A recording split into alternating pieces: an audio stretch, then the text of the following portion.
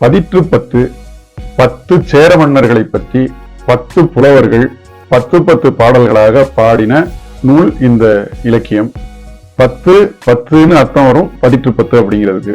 இது தமிழ்ச்சங்க நூல்கள்ல 8 தொகை நூல்ல ஒரு நூலாக வகைப்படுத்தப்பட்டிருக்கு. சற்று நீளமான பாடல்கள் உள்ளது இதுல உள்ள பாடல்கள்லாம். இதுல முதல் 10 கடைசி 10 கிடைக்க பெறலைன்னு தகவல் இருக்கு. மீதி 10களுக்கு முன்னால ஒரு கடவுள் வாழ்த்து, அந்த கடவுள் வாழ்த்தை இயற்றியவர் யாருங்கிற பெயரும் கிடைக்கல.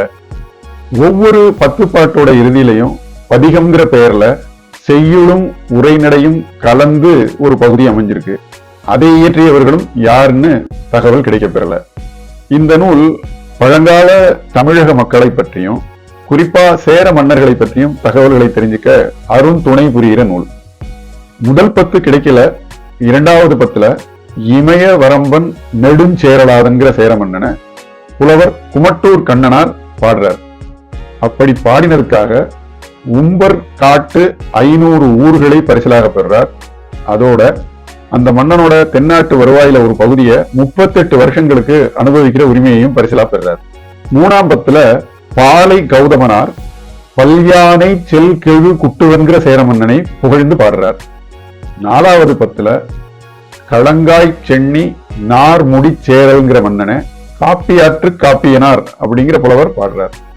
இதன் மூலமா அந்த புலவர் 40,100,000 பொன் பெறுறார்.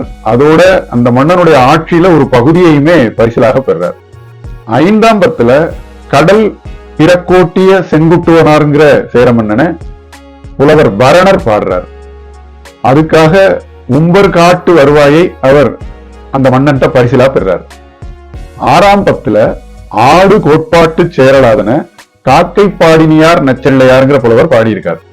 இவருடைய பாடலுக்கு பரிசு 9,100,000 பொன்னு, 100,000 பொற்காசு, அருகில் இருக்கிற மலை மேல ஏறி நின்று தன் கண்ணுக்கு காட்சிப்பட்ட நிலங்கள், இத்தனையும் பரிசிலாக மன்னனிடமிருந்து பெற்றிருக்கிறார் இந்த புலவர்.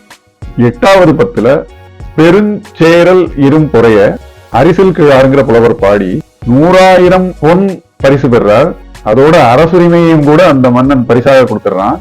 அதை பெற்று திரும்பவும் புலவர் அந்த மன்னனுக்கே அரசுரிமையை கொடுத்துட்டு வந்துடுறார். 9வது 10ல குடக்கோ இளஞ்சேரல் இரும் பொறை அப்படிங்கிற மன்னனை பெருங்குன்றூர் கிழாருங்கிற புலவர் பாடி மகிழ்கிறார். இதுக்கு 32,000 பொற்காசுகளும் வேறு பல பரிசில்களும் அந்த புலவர் மன்னனிடம் பெறுறார். சேர மன்னர்களுடைய நாட்டு வளம், கொடை செயல், மக்கள் வாழ்க்கை, மனை மாட்சி, இதையெல்லாம் இந்த நூலை படிப்பதன் மூலமாக ஒவ்வொரு மனிதனும் உணர முடியும். இதன் கடவுள் வாழ்த்துல எரி எள்ளு அன்ன நிறத்தன் அப்படின்னு சொல்லி செக்கச்செவேல் என்ற தீப்போன்ற திருமேனி உள்ளவன் சிவபெருமான்னு தொடங்குது இந்த பாடல். விரி இணர் கொன்றையம் பைந்தார் அகலத்தன் அப்படின்னு கொன்றை மலர் மாலையை மார்பிலே சூடியவன் அப்படின்னு அவரை பேசுது. கொன்றார் எயில் எரிவூட்டிய வில்லன், வில்லன் அப்படின்னா வில்லை உடையவன், கொன்றாதவர்கள் தன்னை பணியாதவர்கள் அசுரர்கள் முப்புறத்தையும் வில்லால் அழித்தவன் அப்படிங்கிற அடுத்த அடி பேசுது. பயில் இருள் காடு அமர்ந்து ஆடிய ஆடலன், சுடுகாட்டில ஆட்டம் ஆடுவதை மகிழ்ச்சியாக கொண்டவன் அப்படின்னு அடுத்த அடி சொல்லும். நீடி புறம் புதை தாழ்ந்த சடையன் அப்படின்னு அவருடைய ஜடாமுடியினால அவருடைய பின்னம்பகுதி எல்லாம் மறைகின்ற அளவுக்கு ஜடை உடையவர் அப்படின்னு அடுத்த செய்தி சொல்லும். குரங்கு அரைந்து வெண்மணி ஆர்க்கும் விழவனன், அவருடைய திருத்தொடைகள்ல வெண்மணிகள் ஓசையிடும் அவருடைய நடனத்தினால. நுண் நூல் சிறந்தை இரட்டும் விரலன், இந்த உடுக்கையை தன்னுடைய விரல்களால் இருபுறமும் அசைத்தாட்டுபவன். இரண்டுருவாய் ஈரணி பெற்ற எழில் தகையன், ஒரு காதில் குழையும் மறுகாதில் குண்டலமும் கொண்டு ஆணும் பெண்ணும் சரிசமம் உருவாகியவன் சிவபெருமான். ஏறும் இளம் பிறை சேர்ந்த முதலன், வளர்கின்ற பிறை நிலவை சென்னியில் சூடியவன் அவன். களங்கனி மாறு ஏற்கும் பண்பின் மறுமிடற்றன், அது நீலகண்டன் அப்படிங்கிறத குறிக்கிற தொடர் இந்த செய்யுள்ள இருக்கு. தேறிய சூலம் கைப்பிடித்த சுடற்படை காலக்கடவுள், சூலாயுதம் ஏந்திய காலத்தை வென்று நிற்கும் கடவுள். அத்தகைய சிவபிரானுக்கு அரும்பெரும் கடவுளுக்கு பெருவெற்றியே மேலும் மேலும் நிகழுமாகன்னு சொல்லி இந்த கடவுள் வாழ்த்து பாடல் அமைஞ்சிருக்கு.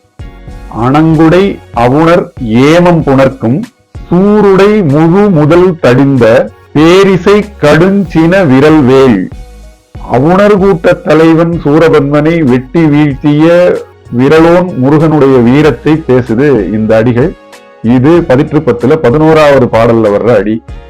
சொல் பெயர் நாட்டம் நெஞ்சம் கேள்வி என்று ஐந்துடன் போற்றி அவை துணையாக எவ்வஞ்சூடாது விளங்கிய கொள்கை கால என்ன சீர்சால் வாய் மொழி உரு கெழு மரபில் கடவுட்பேணியர் கொண்ட தீயின் சுடர் எழுதோறும். முனிவர்கள் சொல்லிலக்கணம் தேர்ந்தவர்கள், பொருள் இலக்கணம் தேர்ந்தவர்கள், ஜோதிடம் தேர்ந்தவர்கள், வேதமும் தேர்ந்தவர்கள். இதையெல்லாம் ஒருங்கு சேர பெற்ற நெஞ்சத்துக்குரியவர்கள். இதையெல்லாம் பெற்ற சிறப்புக்குரிய முனிவர்கள் வேட்டும் வேள்வி தீ ஆகுதி தீ பரவுகிற காட்சியை இந்த அடிகள் பதிற்று 10 21ஆம் பாடலில் விளக்கு.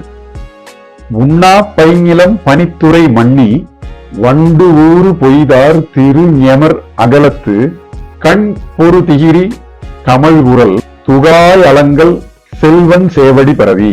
இந்த அடிகள் உண்ணா நோன்பு மேற்கொண்டிருந்தவர்கள் நீர்த்துறையிலே நீராடி திருமகளோடு கூடிய துளசி மாலை அணிந்த திருமாலின் திருவடிகளை வணங்கியமை குறித்து நிற்கின்றன. பாடல் 31 பதிற்று 10. பண் அமை முழவும் பதலையும் பிறவும் கண்ணறுத்து இயற்றிய தூம்பொடு சுருக்கி காவில் தகைத்த துறை கூடு கலப்பெயர் கைவல் இளையர் கடவுள் பழிச்ச. இது 41வது பாடல் பதிற்று 10.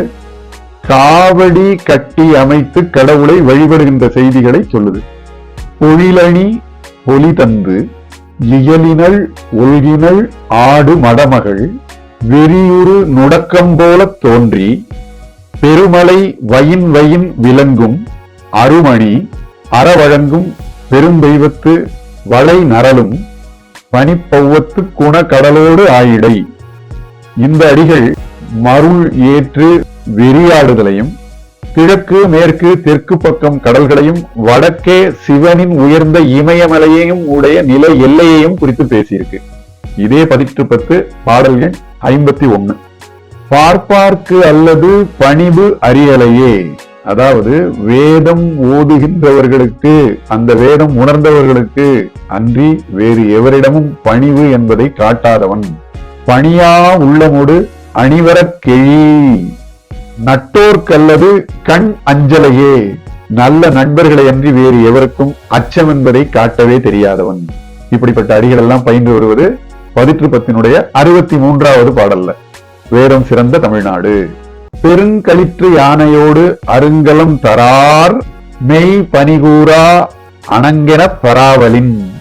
இந்த அடிகள் பகைவர்கள் தங்களை வருத்தும் தெய்வம் இவன் என அந்த சேர மன்னனை நினைக்கிறார்கள் அப்படின்னு சொல்ல வருது. அது பதிற்று 10 71வது பாடல். இப்ப வரப்போறது 90வது பாடல்.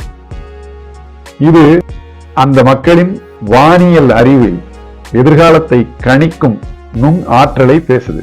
மீன் வயின் நிற்ப வானம் வாய்ப்ப அச்சற்று ஏமமாகி இருள் தீர்ந்து இன்பம் பெருகத் தோன்றி தம் துணைத்துறையின் ஏஞ்சாமை நிறைய கற்று கழிந்தோர் உடற்றும் கடும் தூ அஞ்சா ஒளிரு வாழ் வய வேந்தர்.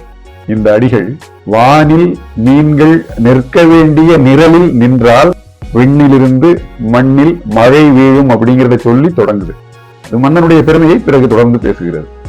வலிகழு தடக்கைங்கிற தலைப்புல உள்ள இந்த 90வது பாடலே 57 அடிகள் கொண்ட பாடலாக விளங்குது. இதுபோல இந்த பதிற்று 10 முழுவதும் அநேகம் பாடல்கள், சற்று நீளமான பாடல்கள், பழந்தமிழ் யாப்பு இலக்கண கட்டில் அமைந்த அற்புதமான பாடல்கள்.